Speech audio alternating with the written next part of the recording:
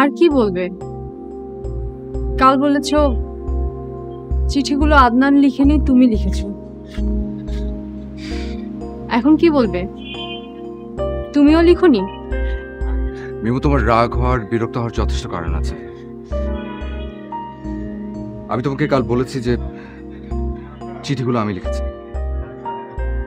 হ্যাঁ, আমি লিখেছি, কিন্তু কেন লিখেছি সেটা আমি তোমাকে বলতে চাই। কেন? আমি চিঠিগুলো লিখেছিলাম কারণ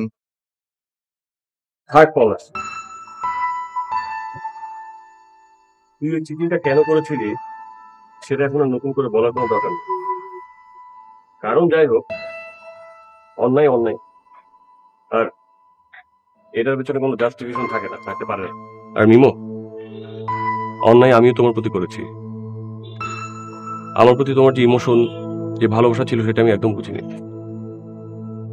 গত 2 বছর ধরে তুমি যে ফিলিংস ক্যারি করছো সেটা এখন আমার মধ্যে। তুমি এখন একা না, আমি আছি, আমি আছি তোমার সাথে। এনিওয়েজ, চলো আমরা বাইরে কোথাও থেকে ঘুরে আসি।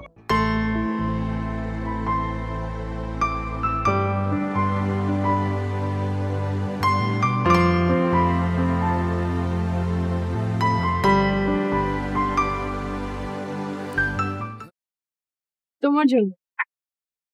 Thank you. সুন্দর না? অনেক।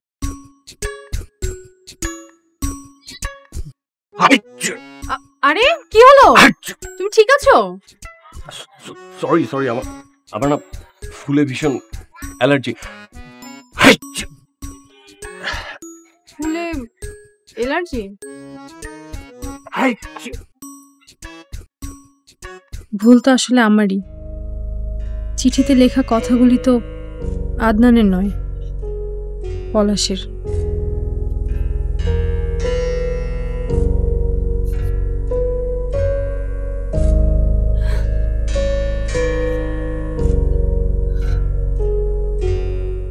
মিমো, কি হয়েছে মা?